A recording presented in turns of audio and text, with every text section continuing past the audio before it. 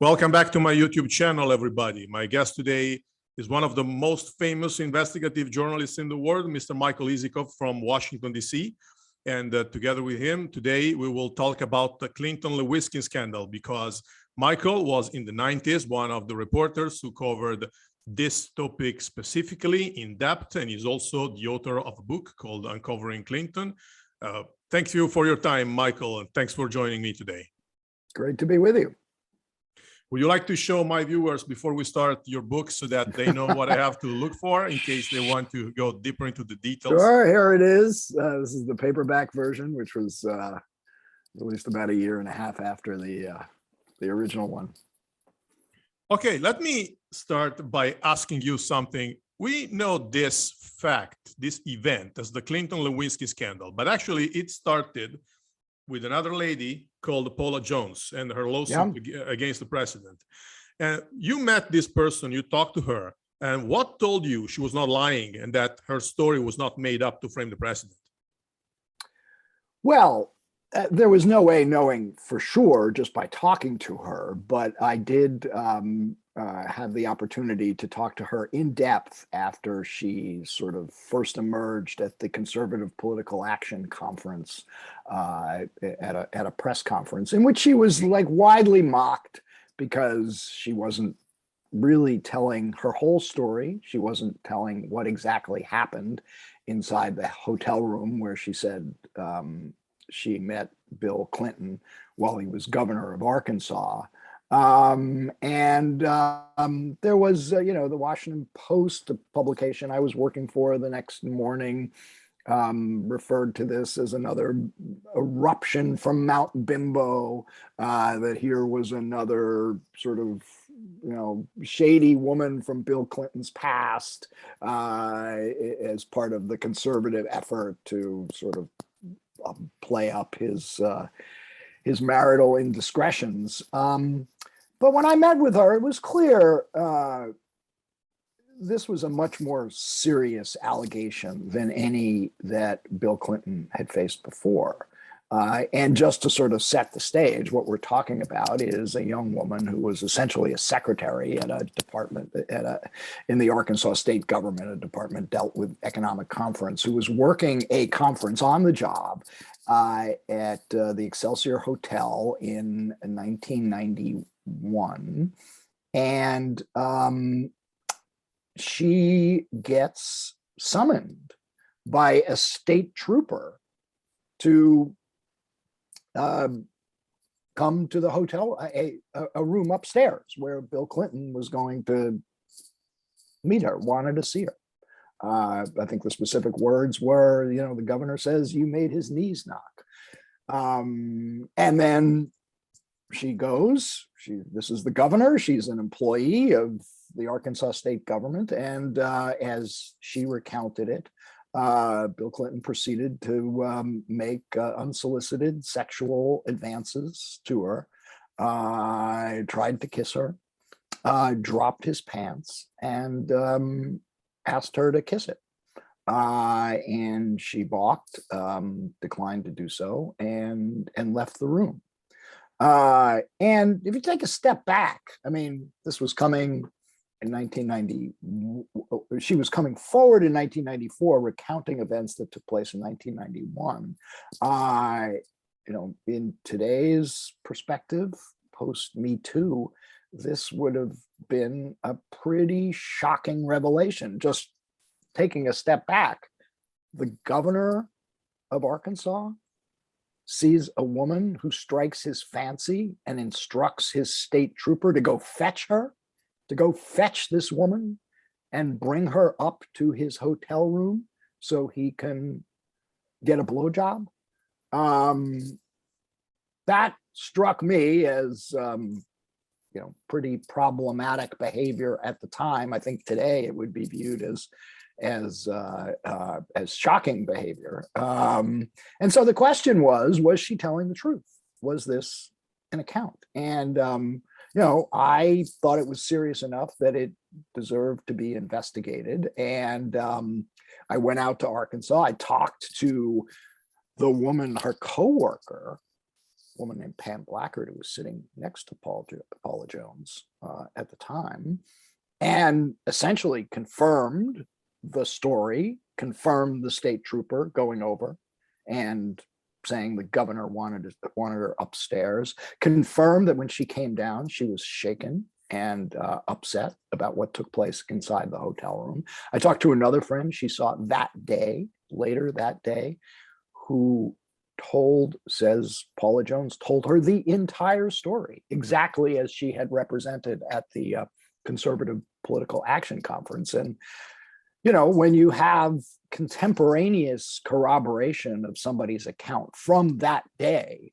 from two people who had no particular political involvement, no particular reason, no particular agenda that was apparent, and to this day, nobody's ever discovered any.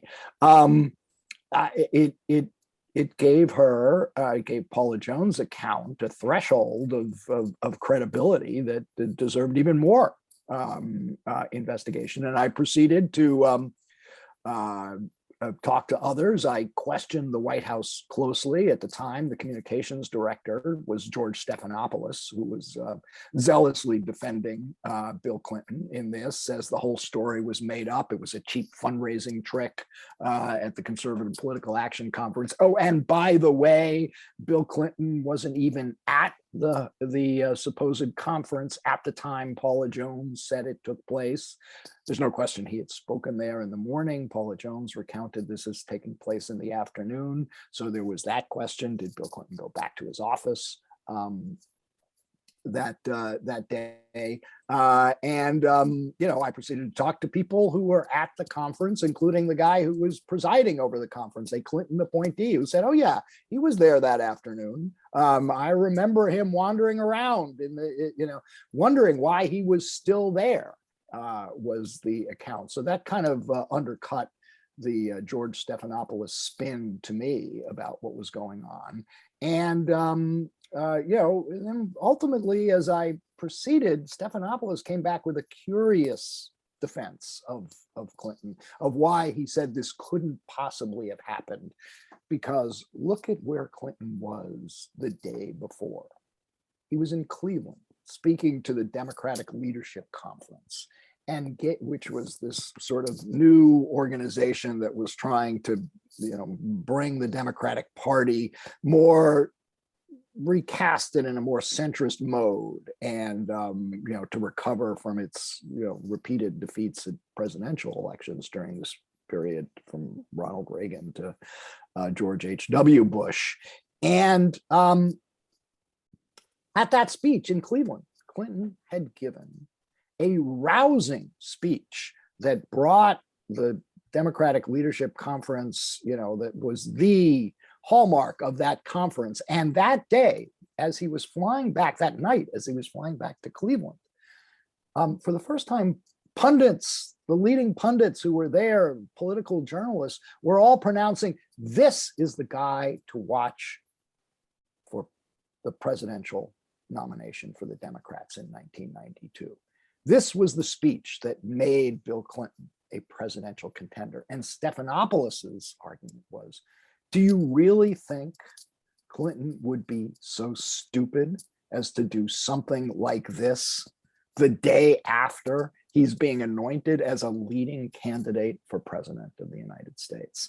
And on its face at the time, that seemed possibly plausible, or the alternative was yes, he was, and that this was a mark of his reckless behavior, that even at the height, as he's approaching the height of his then political career, he was capable of doing stuff that would undermine him. And we, I think, saw that play out in the months and years to come. We know how it went, yes. So Lewinsky came into this story because of the tapes that her alleged friend, Linda Tripp, recorded while on the phone with her. And so at the beginning, as a reporter, you didn't want to listen to them, but at the end you had to. What do you think about this after almost 3 decades from a deontological point of view, is it legitimate for a journalist to listen to private recordings in which one of the two parties doesn't know they're being recorded? Well, as a general principle, I mean, I don't secretly tape people, and therefore it's not the kind, ethically, it's not the kind of thing that I would want to engage in. If you tape somebody, you should you should let them know that you are being taped. And when I first was given the opportunity to listen to them, even though I had been told, we're skipping a lot here because there's a lot that took place in between Paula Jones and that moment. But that first opportunity in October of 1997, when Linda Tripp and Lucianne Goldberg, her literary advisor, was offering to play me the tape, I was a little concerned about what was going on, wanted to know more about what their agenda was, didn't see an immediate story there, and it struck me as somewhat, it just made me a little uneasy about what they were up to. Even though I was talking to them, this was a new element that I had not anticipated. But, within a couple months, when Linda Tripp goes to Ken Starr, the independent counsel, and tells them about her tapes, and that Starr and his deputies decide to open up a secret criminal investigation of Clinton, based on what Linda Tripp allegedly had in the tapes. At that point, it was crucial evidence in a new and rather breathtaking investigation of the President of the United States. And if I was going to write about it, which I was determined to do, it was absolutely essential that I learn what the nature of the evidence was and what was on those tapes, because it was evidence in a active criminal investigation of the president. So of course, at that point, I wanted to arrange to listen to the tapes, and we did at Newsweek, the offices of Newsweek, well into the middle of the night on the Friday night before Clinton's deposition the next day in the Paula Jones case. Here, Monica Lewinsky is a kind of a mystery, because I remember that back then, the Italian press depicted her as an evil genius. Then from a different angle, she can even be considered the victim of this all, because she was actually framed.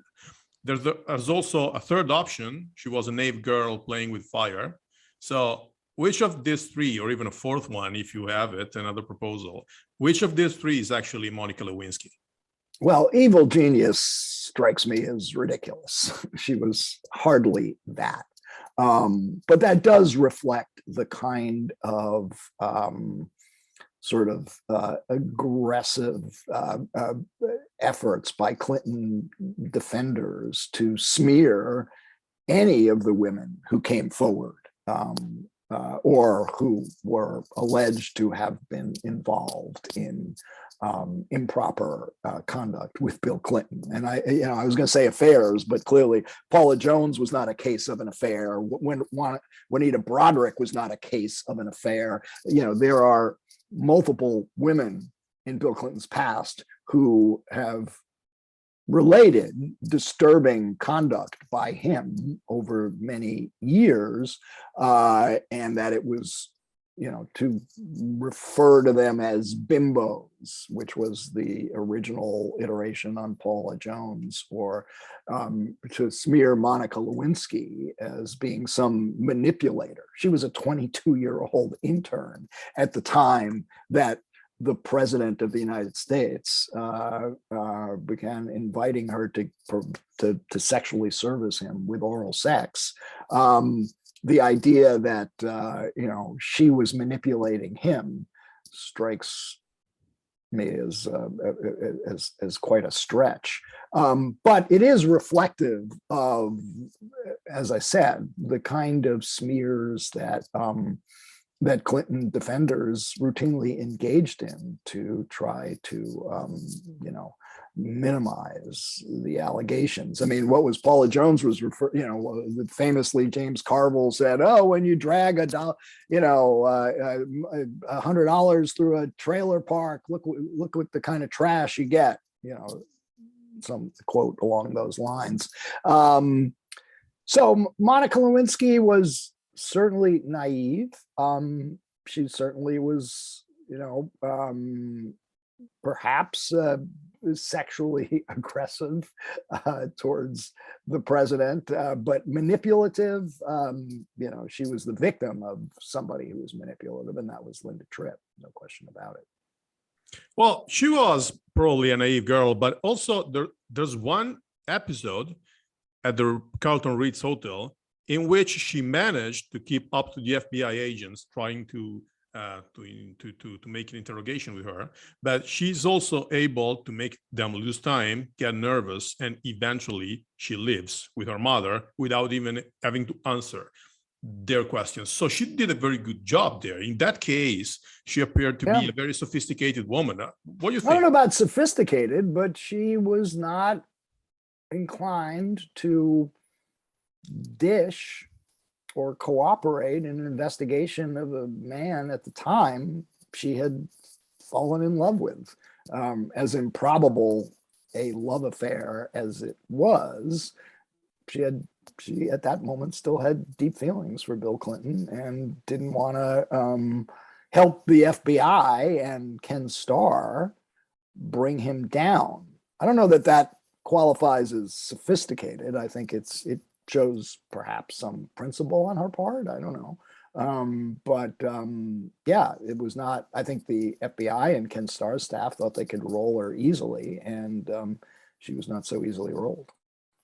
So the second mystery here is Linda Tripp herself. What are your thoughts about her? Because she can be considered a very evil person, evil and selfish, or a patriot, or even something else that I can't even think of. What are your thoughts about her now? Well, she's clearly a problematic character in all this.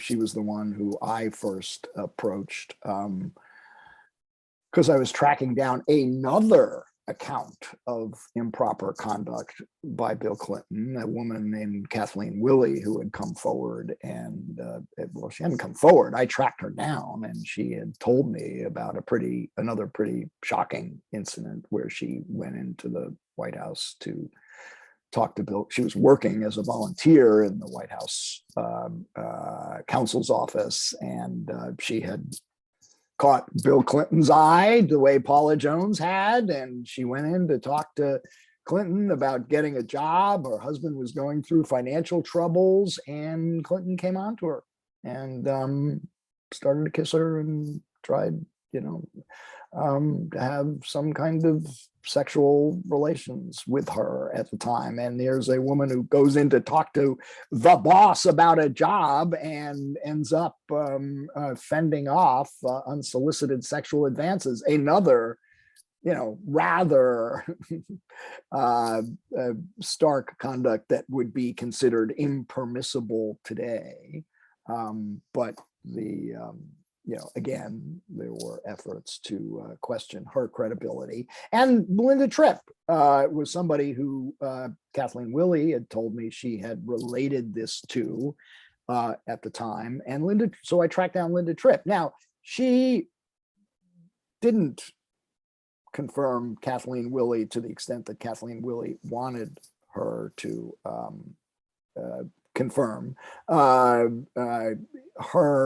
Linda Tripp confirmed that there had been some sort of sexual something that Kathleen Willey had relayed, but Tripp's perception was that Willey was more excited about it than offended. There are lots of reasons to question Tripp's version of this, which we can get to later. But the point is, I tracked down Linda Tripp. She begins to tell me about the relationship with Monica Lewinsky that Monica Lewinsky has with the president, and that Monica was relating to her on a regular basis. And, that was of interest, but, as a journalist, how would I ever be able to prove what Linda Tripp secondhand was telling me, what Monica Lewinsky said? Perhaps because, Linda Tripp telling me was not, I didn't view as sufficiently newsworthy in and of itself. Tripp and Lucianne Goldberg made the decision, unbeknownst to me, to start taping Monica Lewinsky, and that taping was indefensible. There's no question about it. Monica Lewinsky was her friend, and she was betraying the trust of a friend. So it's pretty hard to, defend Linda Tripp's conduct on this. On the other hand, she thought that Clinton's behavior was improper for a president, and that Monica Lewinsky was suffering because she was being sort of strung around by the most powerful man in the planet, and she wanted it known. I don't think this necessarily makes her a whistleblower. Evil is, a pretty harsh word. I'd save it for people like Vladimir Putin rather than Linda Tripp. But can I or anybody credibly defend Tripp's conduct in this? No. Okay, I understand.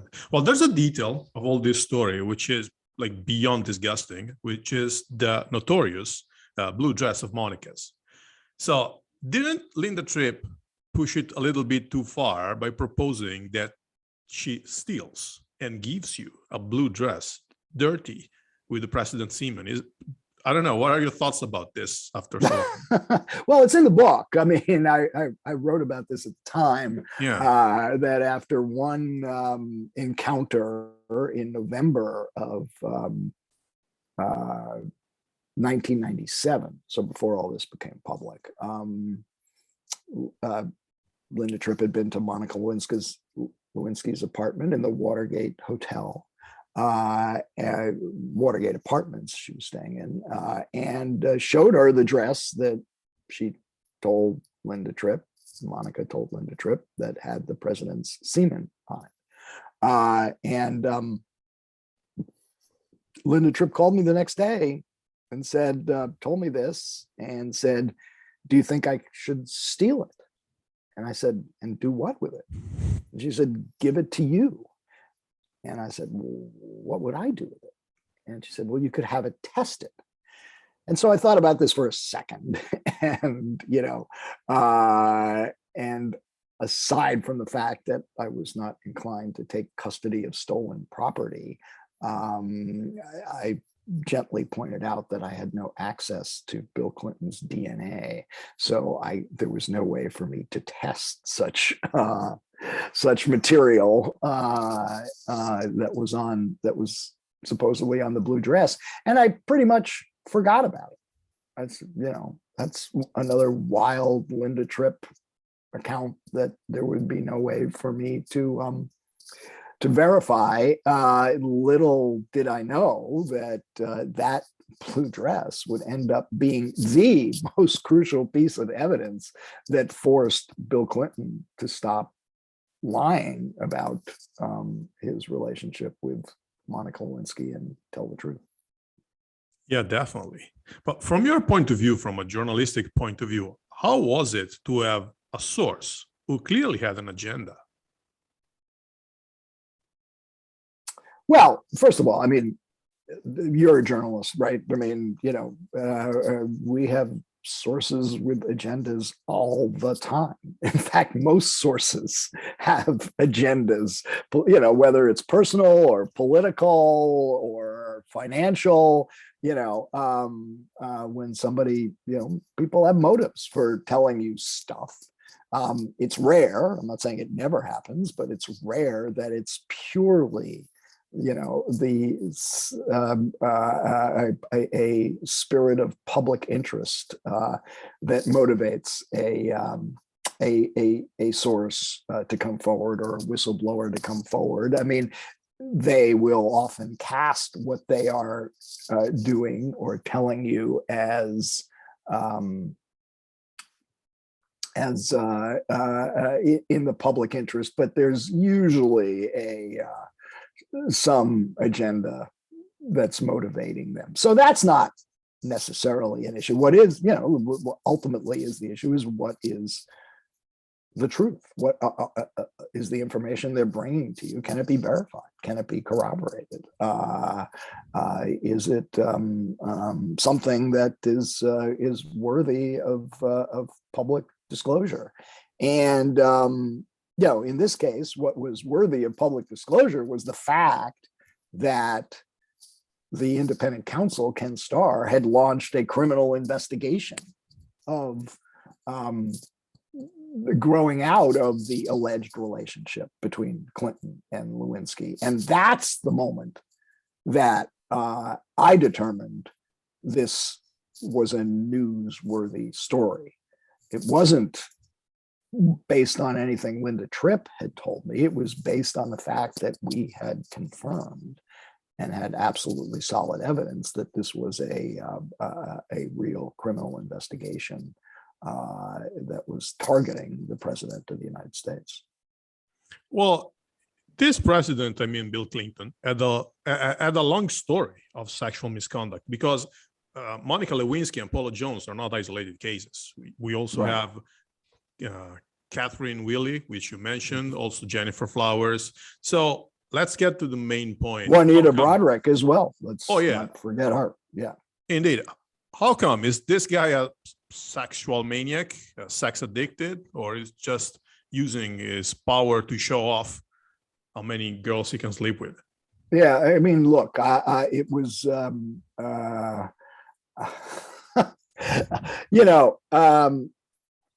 I think we just have to let the facts speak for themselves and let people draw their own conclusions. Whatever he was back then, I suspect he's not now. He's a much older man, probably been chastened to some extent, although there's always been questions about whether he was in fact chastened by any of this. But yeah, there was clearly a disturbing pattern of, at a minimum, reckless behavior by Bill Clinton that repeatedly came back to bite him in the ass. What was your relationship with the prosecution? Because you were not working with them, you were not assisting them. And on another angle, they also had a very unique job to do because they were accusing the president. I don't know, how was it?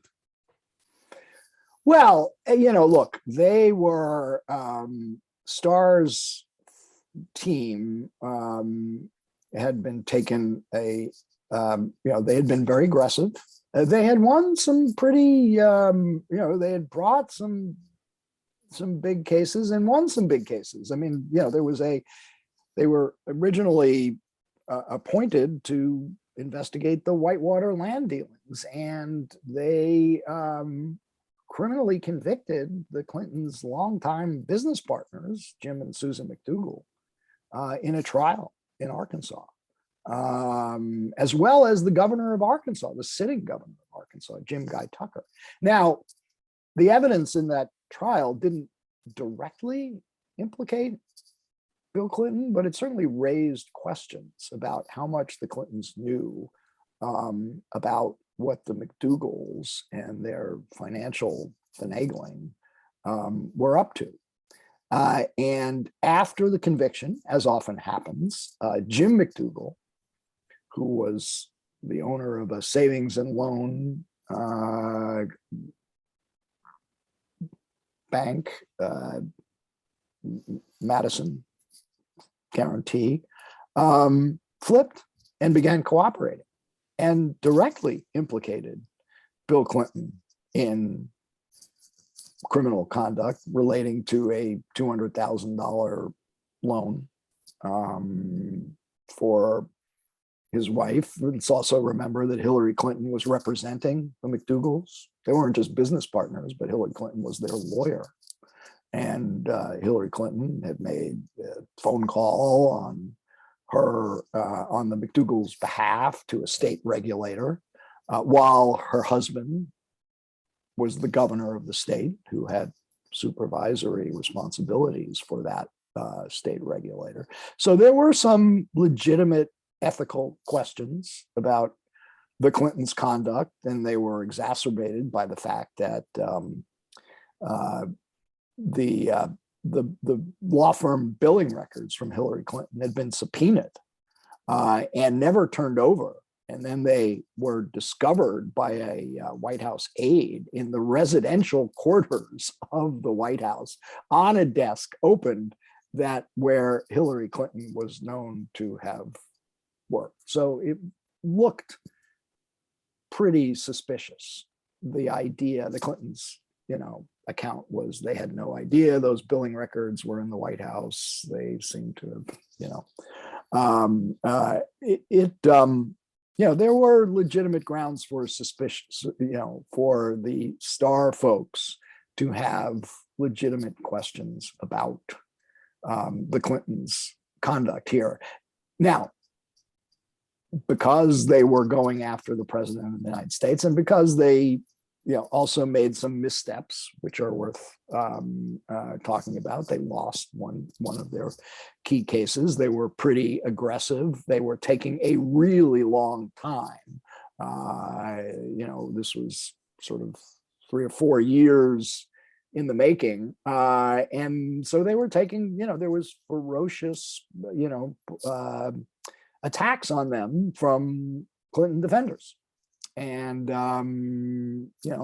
they had a kind of bunker mentality and probably did view themselves as adversaries to Clinton. And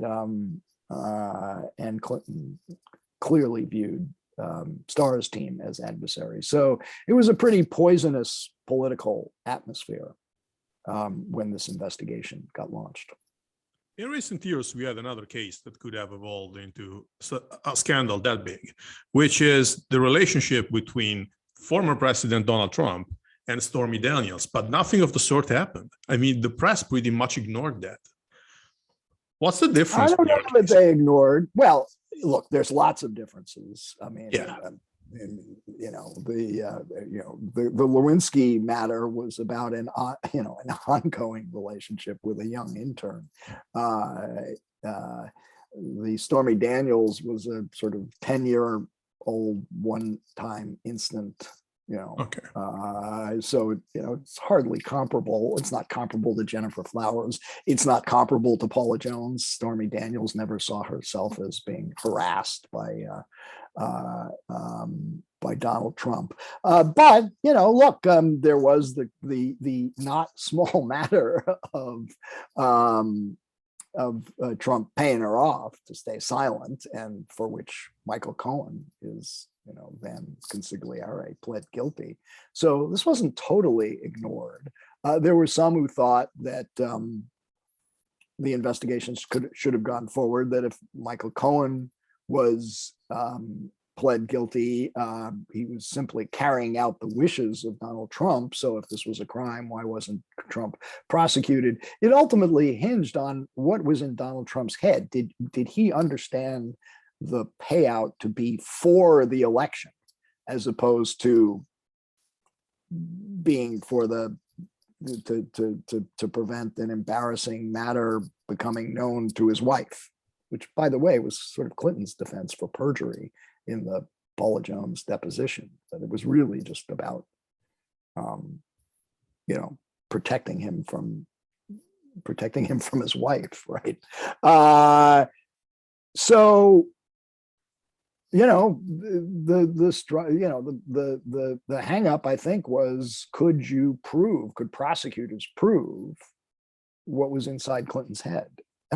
Trump's head, when he directed Michael Cohen to pay off Stormy Daniels. And I don't think that, my guess is the prosecutors just simply never had that evidence and didn't think that it was worth pursuing. Well, Michael, many thanks for your time and for your very interesting explanations. You gave us a very good insight about this case. So thanks for your time. Thanks for being with me today. Thanks everybody for watching this, and see you all next time. Bye-bye. Thank you.